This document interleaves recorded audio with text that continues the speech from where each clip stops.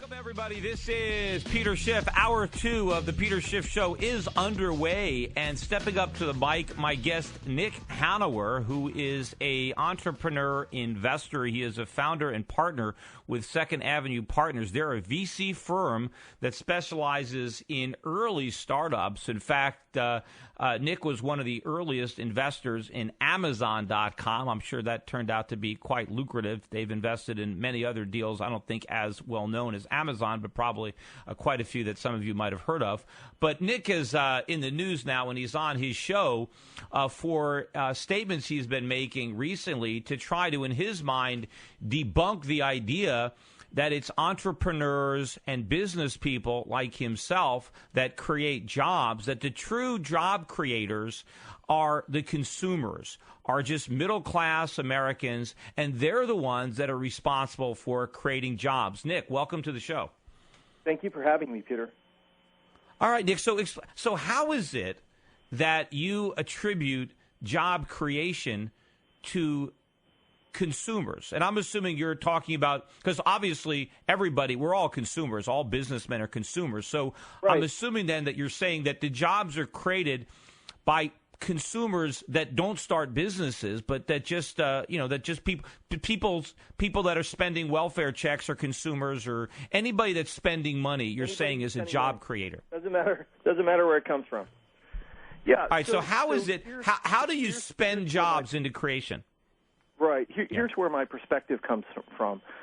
So I am the co-author of a new book called The Gardens of Democracy that's just out. And I missed that one. Okay, good. Pardon me? Yeah, I didn't get that in my packet. I saw that you had written a book, The True Patriot. I didn't know you had anything more recent than that, but go ahead. Yeah. So we just wrote a new book called The Gardens of Democracy, and it's basically an argument, or it's basically an explanation of how to better understand human social systems within the context of a 21st century understanding of systems.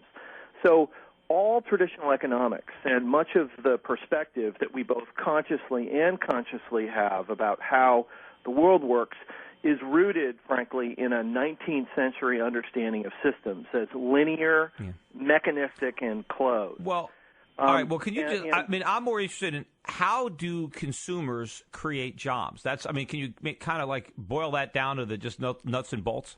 So the nuts and bolts of it is this, that when you understand the economy as it truly is, as an ecosystem, and we now know with scientific certainty that it isn't just like an ecosystem, it actually is an ecosystem, then it has to be true that it's characterized by the same kinds of feedback loops that you find in natural ecosystems. And in that sense, jobs have to be a consequence of a feedback loop between customers and businesses. Right, but what comes first? Something has to come first, right? What comes first, absolutely, the business or the customer? Something does have to come first. And this is why, if one of the nation's businesses goes out of business, it's a sad day, but we continue on. But if the middle class were to disappear, we would have nothing. But where is the middle class coming from? I mean, how does the middle class get to be in the middle class? Peter. We built the middle class. But how? Classes don't. We invested. We okay, and where did? But how did consumers? How do consumers create jobs? That's the question I keep asking you. How do consumers create jobs? So when consumers buy things, businesses hire. No business ever hired a person without demand or the process. Okay, let me stop you there for a second. So when people buy stuff from businesses, they create jobs. But where do those people get the money to buy the stuff? You talked about your companies. You said that you started companies and you didn't create that many jobs yourself. It was all because that your company was able to sell your products to other people. But where did your customers get the money to buy your products? How did they earn that money? So it's obviously a feedback loop. Obviously, the people who purchased things from me were paid by usually, but not exclusively, by companies All right, so didn't the company have to come, didn't the job have to come before the demand? Didn't somebody have to hire somebody before they can spend their paycheck? So here's an ecosystemic way of understanding how we've gotten things backwards. So if you have lots of grass, you're going to have lots of zebras. And if you have lots of zebras, you'll have a great situation for the lions. But lions don't make zebras, and zebras don't make grass. In exactly the same way, a broad middle class creates huge amounts of possibility for capitalists like me.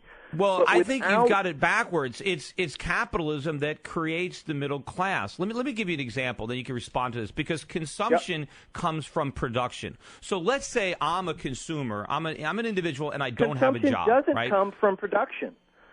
Well, you can't consume anything that hasn't been produced first. But let me give you the analogy that I want to make, and then respond to it. It's simply not true, Peter. Look, if you can consume something that hasn't, then there would be lots of prosperity in places. All right, excuse me. All right, the reason I want. Wait a minute. Excuse me. Okay, I want to buy a spaceship. Hold on a second. Nick, let me make a point. I want to buy a spaceship like the Enterprise that can go faster than the speed of light. Why can't I buy that? I want it. Why can't I buy that? Well, because it's scientifically impossible to make one. No, but because it hasn't been produced yet. That's why I can't buy it, because it hasn't been produced. But let me give you my point. Let's assume I am a individual that doesn't have a job, and I want to go earn some money so that I can spend it. And let's say I want to work in construction, but I don't have a job. The only capital equipment I have is a shovel. So I can't be very productive with that shovel. So I can't earn that much money. So I can't buy that much stuff. But what if somebody with a big excavating machine wants to hire me? And because he has that big piece of capital equipment, I can be more productive. And he can pay me more using his excavator than I can earn by myself with my shovel. Now, all of a sudden, because I got a job from somebody who had some capital, I can be more productive, and so I can consume more. How is it that somebody with a shovel can consume as much as somebody with an excavator? I've sort of missed your point. Here's the thing. Middle classes don't automatically and magically materialize. They are built. That's right. They're built on savings. They're built on the 60 years we have invested in creating it. No, we haven't. We've been destroying it. Infrastructure. We have invested in schools. We have invested in a social safety net. We have invested in Social Security. We have done all the things necessary to create a virtuous cycle of increasing demand. No, we haven't. When you have a broad middle class, you can have a fantastic business environment. But if those dynamics were in place. Those dynamics were in place before the government screwed it up. I think we have a commercial break. We got a break. We'll continue this when we get right back, because I think we've run out of time for this segment. So we'll be back and continue this discussion. Don't go away.